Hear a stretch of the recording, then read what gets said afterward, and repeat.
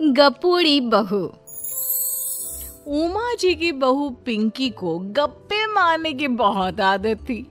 वो जब भी किसी के बारे में बातें करती तो बड़े बड़े गप्पे फेंका करती।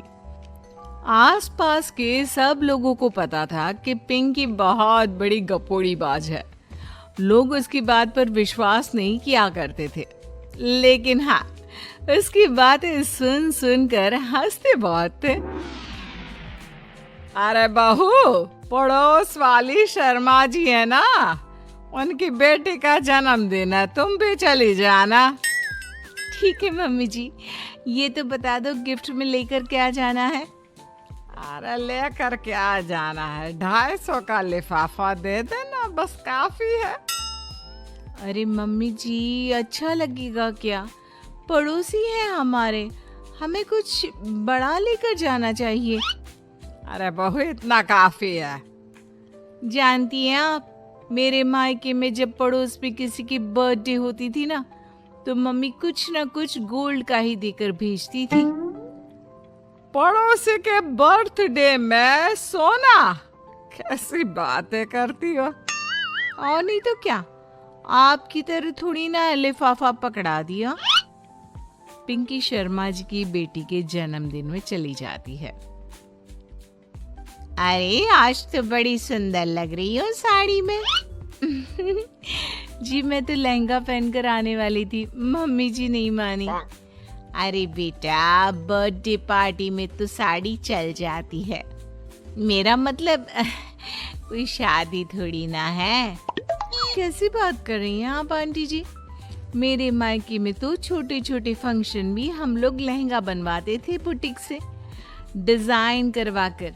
चाहे पड़ोस पे किसी का जन्मदिन हो, मेरी मम्मी हमेशा बुटीक से नया लहंगा डिजाइन करवाती थी। मैंने तो ऐसा कहीं नहीं देखा। ये तो तुमने आज बड़े कमाल की बात बताई। अरे जाने दीजिए, कोई बात नहीं। और बताइए, आपकी बेटी नजर नहीं आ रही? अरे भाभी, मैं यहाँ हूँ। ये देखिए मेरा ड्रेस कैसा लग रहा है। ठीक ही है, मतलब बर्थडे के हिसाब से थोड़ा हल्का है ना। अरे भाभी, इतना सुंदर गाउन पहना है मैंने। मैं ना शादी से पहले अपने बर्थडे पर हमेशा जरी वाला लहंगा पहना करती थी। यही मैं तुम्हारी मम्मी को भी बता रही थी। उसके बाद केक काटने का प्रोग्राम शुरू होता है। सब लोग इकट्ठे हो जाते हैं। शर्मा जी की बेटी का केक देखकर पिंकी से रहा नहीं जाता।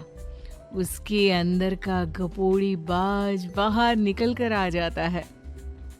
अरे इतना छोटा सा केक! अरे बेटा, मेहमानों के हिसाब से ही है, जितने लोग इतना बड़ा केक।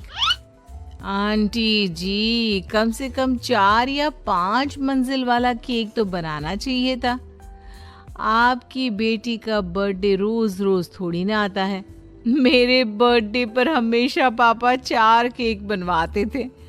सारे केक 4-4 मंजिल के होते थे। वहां पर सारे लोग उमा जी के मोहल्ले के ही थे और वो पिंकी के गप्पे मारने की आदत से अच्छी तरह वाकिफ थे। इसलिए सब लोग उसकी बात सुनकर हंसने लगे, लेकिन किसी ने पिंकी से कुछ नहीं कहा। एक दिन सुबह सुबह पिंकी ने अपनी सास से कहा, मम्मी जी, मेरे मम्मी पापा मुझसे मिलने के लिए यहाँ आ रहे हैं। अरे वाह, ये तो बहुत अच्छी बात है। उनके आने की तैयारी करो, अच्छा अच्छा खाना बनाओ। वैसे कब तक आएंगे? मम्मी जी फ्लाइट से आ रहे हैं, कल शाम को 4 बजे की फ्लाइट है।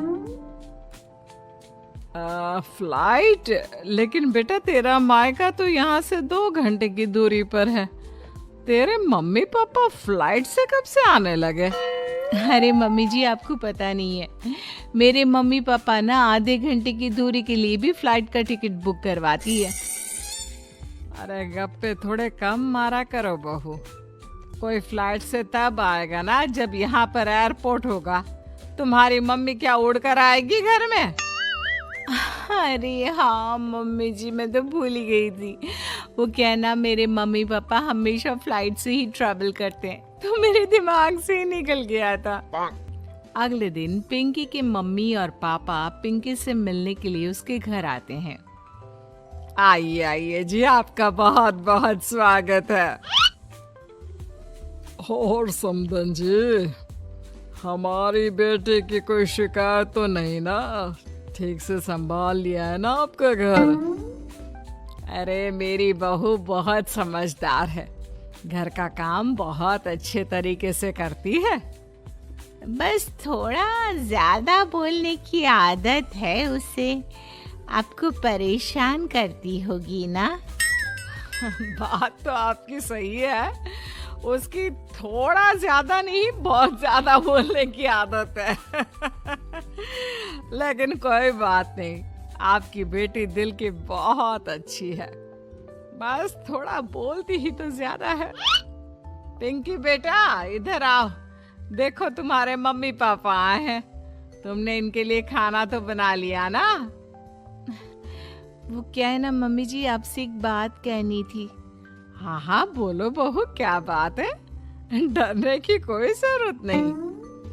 वो मम्मी जी, मैंने सोचा मम्मी पापा आए हैं तो खाना बाहर से मंगवा लेती हूँ। अरे कोई बात नहीं बेटा, वैसे भी तुम किचन में काम करने लग जाती तो अपने मम्मी पापा से बात कब करती। बहुत अच्छा किया, अब तुम अपने मम्मी पापा के साथ बैठकर आराम से बात करो, मैं अंदर जाती हूँ। शाम का वक्त जैसे ही दरवाजे की घंटी बजी, 3-4 लोग हाथों में खाने के बहुत सारे पैकेट लेकर उमा जी के घर पहुंच गए। अरे भाई कौन है आप लोग? लगता है गलत पते पर आ गए। नहीं नहीं माँ जी, हम तो खाने का ऑर्डर डिलीवर करने आए हैं, यहीं से बुकिंग मिली थी। अरे नहीं नहीं, आपको कोई गलत फहमी हुई है, हमारे यहाँ तो 2 ही मेहमान आए हैं। आपके हाथ के पैकेट देखकर लगता है इसमें 50 लोगों का खाना है। माँ जी आपने सही समझा, खाना तो इसमें 50 लोगों का ही है, क्योंकि हमें ऑर्डर यहीं से 50 लोगों का मिला है। अरे लेकिन इतना सारा खाना, कहीं मेरी बहू ने अपनी गप मारने की आदत के चलते ऐसा तो नहीं कर दिया? ये खाना आप रख लीजिए और हमें हमारे पैसे दे दीजिए। अच्छा, वैसे कितने का बिल बना है? ज्यादा नहीं, बस 10,000 दे दीजिए। उन लोगों की बात सुनकर उमा जी पिंकी को आवाज देकर वहां बुलाती है। जैसे ही पिंकी वहां आती है, खुश होते हुए उन लोगों को वहां पर खाना रखने के लिए कहती है। अरे इतना सारा खाना क्यों मंगवाया बहू? अरे मम्मी जी, मैंने आपको बताया तो था, मम्मी पापा आए हैं तो मैं खाना बाहर से मंगवा रही हूँ। ये बात सही है बेटा, लेकिन 2 लोगों के लिए 50 लोगों का खाना? अरे मम्मी जी, कुछ कम पड़ जाए तो अच्छे थोड़ी ना लगता है, और मेरे मायके में तो ऐसा ही होता है, एक्स्ट्रा खाना मंगवाते हैं हम लोग। तभी पिंकी के मम्मी और पापा वहाँ पर आते हैं। अरे बेटा, एक्स्ट्रा खाना मंगवाने का मतलब ये थोड़ी ना होता है कि 2 लोगों के खाने के लिए 50 लोगों का खाना मंगवा लो। और बेटा, तुम्हारी गप मारने की आदत के चलते 10,000 का बिल आया है, तुम्हें नहीं लगता ये गलत है? देखो बहू, बढ़ा चढ़ाकर बातें करना अपनी जगह, लेकिन इतनी बड़ी बड़ी फेंकना भी गलत है ना। पहली बात तो इतने सारे पैसे लगे, और दूसरी बात खाना वेस्ट होगा। आप लोग ठीक कहते हैं, मैं आज के बाद अपनी इस आदत को कंट्रोल करने की कोशिश करूंगी, और अब से गप थोड़ी कम मारा करूंगी। पिंकी की बात सुनकर सब लोग हंसने लगे।